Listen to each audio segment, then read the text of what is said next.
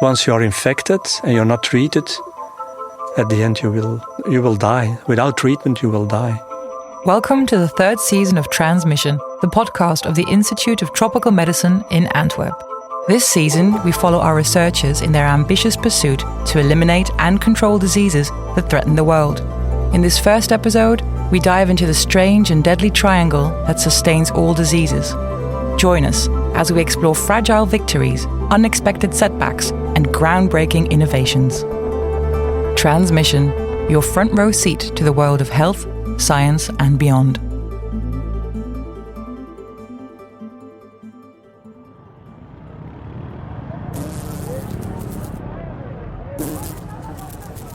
A strange disease is lurking in the shadows, one that humanity has fought for decades and that is now on the brink of elimination. Yet, it's a delicate victory, and despite years of progress, the disease remains, waiting, only one step away from resurgence. It starts with a single bite. Quick. Look, over there, a tsetse fly lands on your skin. It looks like a horsefly, and before you can brush it away, it bites and injects a parasite. It's a vicious bite. At first, there is no sign, nothing to hint at what is to come. Days pass. We'll have a bit of fever, a little bit of intermittent fever. Your lymph glands will be enlarged, and that goes on a little by little for different months. This is Elena Nicco, epidemiologist at the Institute of Tropical Medicine. The early symptoms are misleading as they present themselves as more common illnesses like malaria or typhoid fever. But conventional treatments don't seem to work, and that failure gives the parasite the time to take hold of your body. It begins its invasion, inching towards your brain. So it comes in the central nervous system, and there it will cause damage to the brain cells and produce metabolites that are toxic. Jakke van Den Abbeele is a parasitologist and an expert on sleeping sickness at ITM. So the first symptoms is that people will switch their day-night rhythm. This only happens in the second stage of the disease. But why this day and night reversal happens is still a mystery. We don't know. What we do know is that those infected gradually develop insomnia during the night, while falling asleep during the day, effects that give sleeping sickness its well-known name. But the symptoms don't stop there. And then also the people start talking a lot and they're getting strange behavior. They may have difficulties to walk, they may have a paralysis, they may have tremor. But more and more they are getting lethargic. So at the end they will not eat anymore, and then they will sit there and they go into a coma. Once you are infected and you're not treated, at the end you will die. This is sleeping sickness, or human African trypanosomiasis, as experts call it. A disease both tragic and unusual. Yeah, it's a strange disease indeed. At the Institute of Tropical Medicine in Antwerp, Elena and Jakke are on a mission. They're not just studying sleeping sickness, they are trying to eliminate it. A monumental task. So the WHO has defined a roadmap for neglected tropical diseases. By 2030, the World Health Organization wants to eliminate sleeping sickness in the Democratic Republic of the Congo, or DRC for short. Which means 0 cases reported for 5 consecutive years in the presence of sustained surveillance. Their goal is elimination, not eradication. Eradication means completely wiping the disease off the face of the earth. Elimination is really regional. So in a region, you go to 0 cases. But still, there are other regions where the parasite is still circulating. Nonetheless, it's still an ambitious goal, but one that seemed within reach in the past. In the 60s, it was almost gone. During the colonization of the DRC, the disease was tackled on a massive scale. The colonizers did not do this out of humanitarian goodwill. They wanted the enslaved people to be in good health to maximize profits. But in the aftermath of decolonization, the country was left in political instability and economic ruin. The colonizers took the know-how and means with them, and sleeping sickness control and treatment were delayed. It didn't take long for cases to flare up again, and for the disease to come back in full force. We know that it's a disease that can resurge if we don't maintain control measures. Jakke also noticed the power of control measures being reinstalled later on.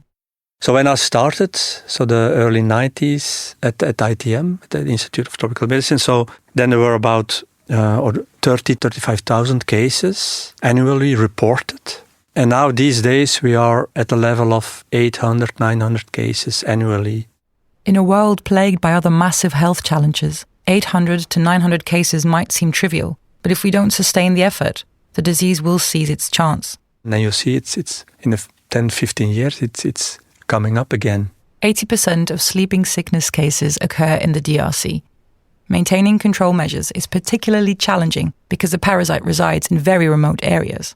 It's a huge logistics. You have the mobile teams for active screening, and now more and more passive screening in the health centers, treating people, tsetse fly control. In a landscape marked by limited infrastructure and isolated communities, screening efforts require mobile teams to reach areas where roads are non-existent and information about cases is scarce. The WHO's goal of elimination is 2030.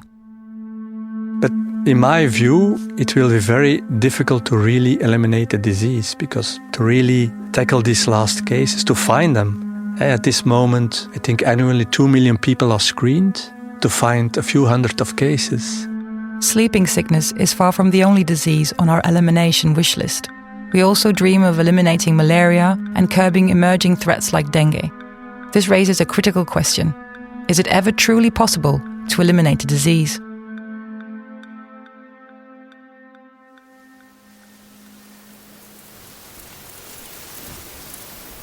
It's a hot day in the northwest of the DRC. Under the wide canopy of a tree, Elena Nicco sits with a team of field workers from the Congolese National Programme for Sleeping Sickness Control, who lead the fight against sleeping sickness in the country. Today, she's working together with Jules Balyanga, Laurent Koundatea and Jean Assambois, who do this job day in, day out.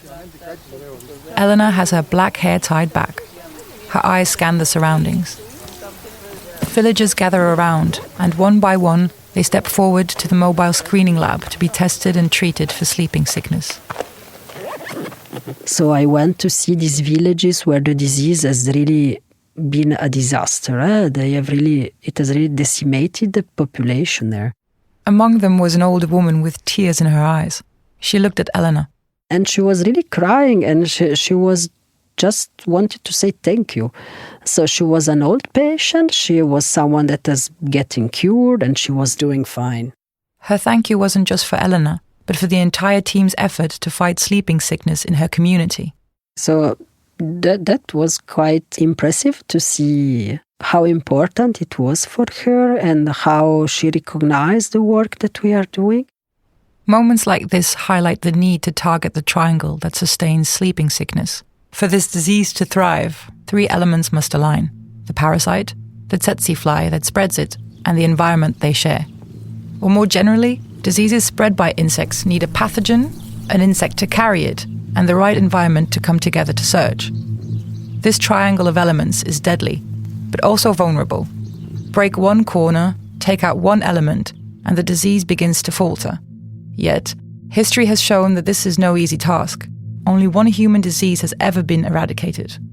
Yeah, with smallpox we had a vaccine, so you could do a massive vaccination. It was a tremendous undertaking, and smallpox disappeared.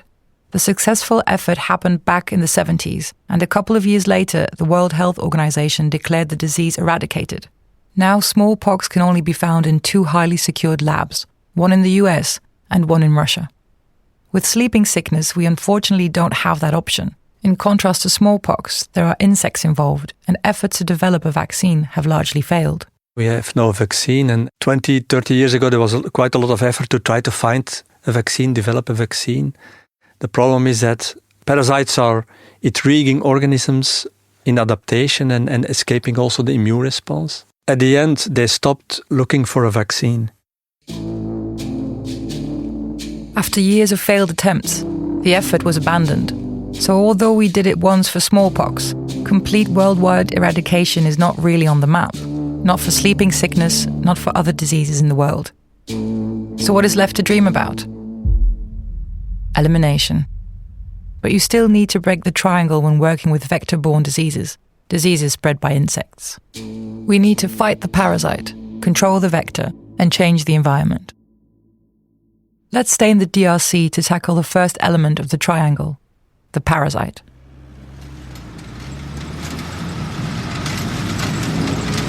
A convoy of 4x4s is rumbling down a dirt path.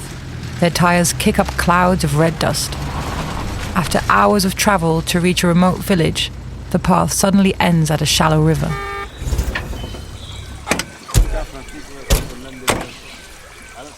It took 2 days to reach those areas. Sometimes we had to build a bridge with trees and we'd cross a small river and to reach some villages. It's a memory that also stuck with Elena. So you have these pieces of wood that are put on the river, and then maybe you have to pass with a car, and you have really 2 pieces of wood. So the driver needs to be a very good driver because he really needs to fit the wheels on the motorbike driver. It's not very big. So yeah, but you have these people. You are never alone, and you have these people that really knows their place, knows their country, and yeah, they can do so many things. The makeshift bridge holds up. Everyone can cross the stream. Upon arrival, the team sets up camp. So it's well organized for a rural field setting. It's really impressive. Jakke and Elena are accompanying the field teams of the National Programme for Sleeping Sickness Control. Children gather to watch as equipment such as microscopes, test kits, solar panels and a car battery are unloaded. Yeah, so normally what they do is the day before, there's one person who's a communicator actually, who goes into the village. And so he will talk with the chief of the village, first of all. And then the chief of the village will call all the villagers together. And then that communicator will explain what the mobile team will come to do the day after, what is the purpose. The goal of the team, to find and treat the people living with the sleeping sickness parasite. The parasite can remain dormant for years without making them sick, but these people can still spread the parasite if bitten by tsetse flies. By reducing the number of infected people, the team decreases the chances of tsetse flies picking up the parasite, ultimately lowering transmission rates. The mobile team consists of 5 to 6 people. It gets to work screening hundreds of villagers with a specialized test.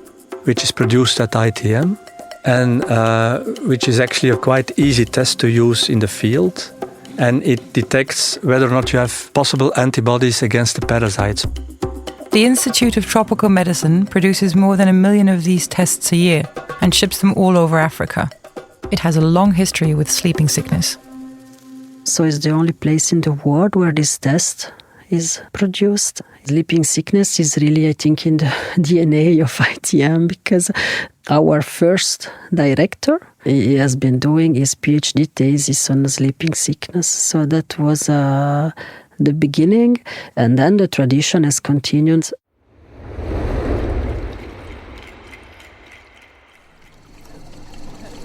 The villagers gathering under the tree today are hopeful. But years ago, seeking treatment for sleeping sickness was a terrifying ordeal. After testing positive, patients had to undergo a lumbar puncture to confirm active infection, a procedure where fluid is extracted from the spinal canal with a needle. If confirmed, treatment of the disease involved an arsenic-based drug. The researchers had no option but to intoxicate the parasite and the person, hoping that the person was doing better than the parasite. No, but that's very serious because there was a 10% of people that were treated with melarsoprol were dying because of the treatment. This painful and harmful solution still casts a long shadow. People remember. There are memories of this lumbar puncture, there are memories of these toxic treatments. So people were also scared to go through all the process. The landscape changed about a decade ago with an all-oral drug, which did not require hospitalization. But things got even better. Now there are new studies going on with a groundbreaking new treatment, a single-dose medication effective in both early and late stages of the disease. No painful tests, no arsenic-based drugs. It's very safe, and it's oral drug, and it's a single dose. So it has all the qualities that you would like to have when you take a treatment. The goal now is to treat everyone who tests positive for sleeping sickness with this new drug, acoziberol, regardless of whether they have an active infection or one where the parasite is present without any symptoms. To ensure this approach is effective, Elena and her colleagues are conducting research to evaluate its impact. So, in theory, in 28, we will have the results. So we will know if this strategy is effective, safe and feasible. And then we really hope that will be the future. A promising solution, if it delivers. The new drug targets the parasite, tackling one part of the deadly triangle. However, researchers around the world also devote significant effort to the second element, the insect vector. In this case, the tsetse fly. Remove the insects from the picture and the parasite won't have a transport vehicle anymore. The challenge? A tsetse fly may be small, but it remains a mighty adversary.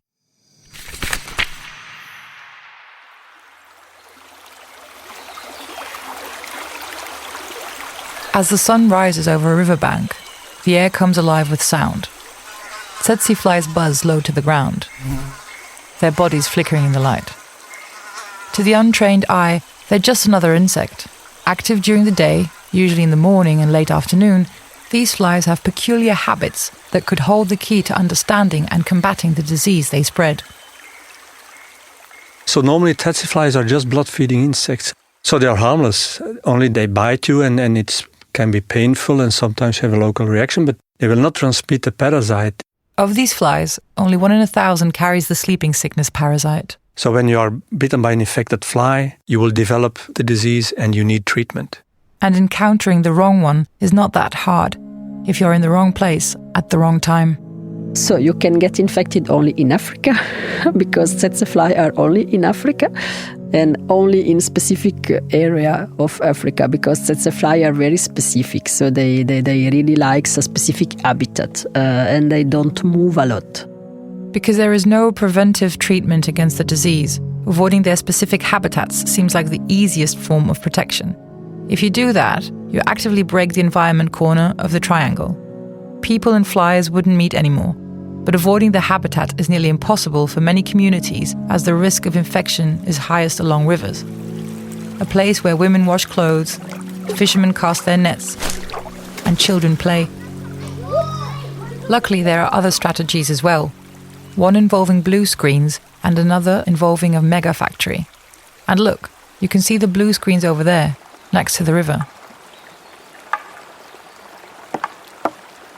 Tsetse flies have a peculiar quirk.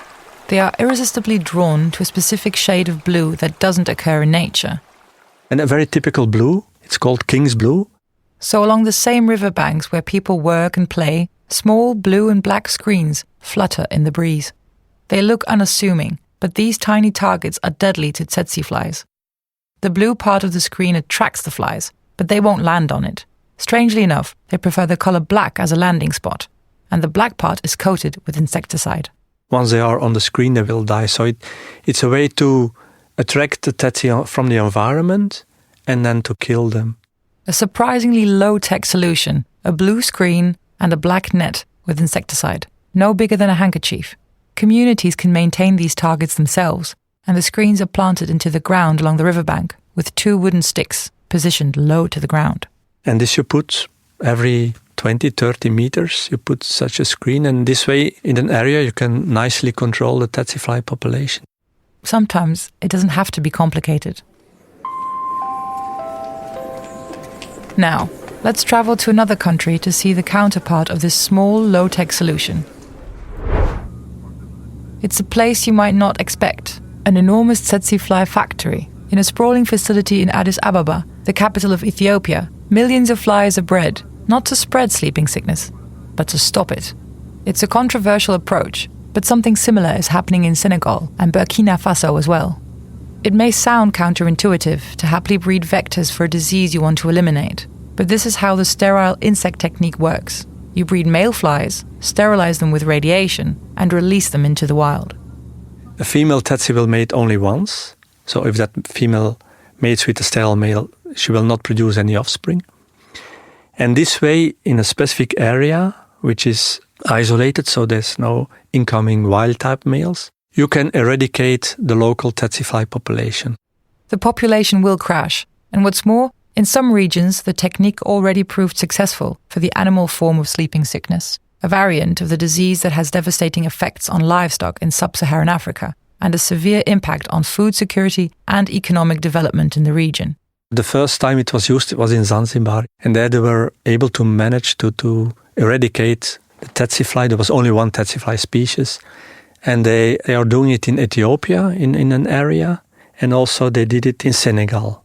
The sterile flies are only released in areas where human sleeping sickness isn't present. This caution isn't surprising. But of course you're releasing during 1 year, 2 years, a huge amount of sterile males, but they are potential vectors. They can still contribute to transmission. For animal sleeping sickness, however, the method is used occasionally, and that's why there's a tsetse breeding factory in Addis Ababa. It's a huge factory. It's really a factory. It's a huge building. And then you have a hall with all trays, with cages of tsetse flies, with the females producing larvae. The larvae transform into pupae, little cocoons, that eventually grow into adult flies. So you must imagine, so you have 1 million of flies producing females in a big hall, and then on plates, the larvae, they drops on plates, they pupate, and the pupae are collected on a daily basis, and so it's continuously ongoing. Creating such vast quantities of tsetse flies requires an enormous logistical effort, including feeding. So tsetse flies are obligate blood feeders, so every 2-3 days they need blood meal, male and female. So in those factories, the flies are fed automatically every day, actually, with blood that they collect from the slaughterhouse, but huge amounts. That is also sterilized. So it's a huge logistics. A machine automatically sorts the little pupae, separating the smaller males from the bigger females. Only the males are released into the wild. You want to release as much as possible males. Via this process, between 500,000 and 1 million male pupae are selected each week. Then they are going through an irradiation machine, so to irradiate, to make them sterile. So with a dose to make them sterile, but not to kill them. And then these pupae, after 21 days, so just before the adult fly will arise, these pupae are released in small boxes in the field by small planes. They're just dropped in all areas, and they're kept cold, so once they are in the warm, they will emerge and a new male will arise from these pupae. So this way you can, on a daily basis, drop thousands of male pupae in an area, sterile males. While this method has been successful in isolated areas like the island of Zanzibar, it's both expensive and controversial for many reasons. There's a lot of debate about that technique because it's quite costly. And with the same amount of budget, you can do tsetse fly control on a more soft way. Beyond cost, there's also the ethical question. Should we eradicate an entire species? Jakke rearranges his glasses. I think every organism in nature has some role to play in the whole ecosystem. And there's a lot of debate ongoing, whether you're allowed to eradicate the tsetse flies. An important question. Finding effective alternatives to control the insect vector with as little effects on the environment as possible remains critical to save lives and advance the fight against sleeping sickness.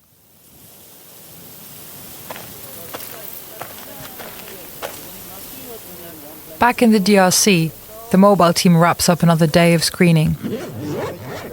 Under the tree, the researchers and the crew members share stories, laughter, and hope. For Elena and Jakke, these moments are what keep them going, determined to resolve the issue. If you don't get tested and treated, you will die. You need a treatment. So it's a fatal disease if it gets untreated. So I found unacceptable that there are people that are left untreated. It's a lot of work, but the impact is clear. In Congo, today we have less than 400 cases per year. So last year it was 394.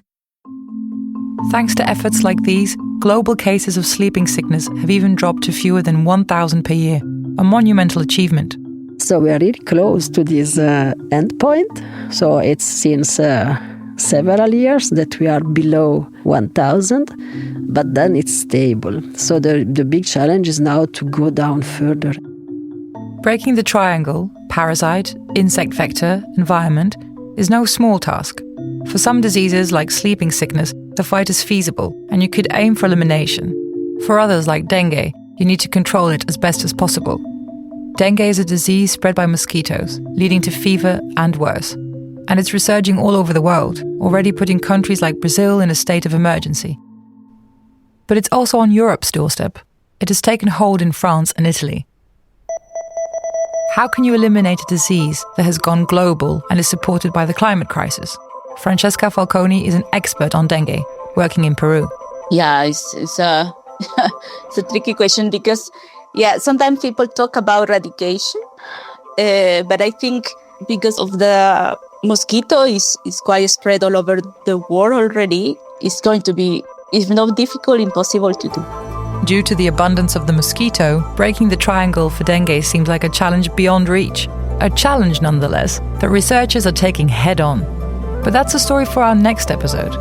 For more information on the Institute of Tropical Medicine in Antwerp, please go to itg.be/podcast.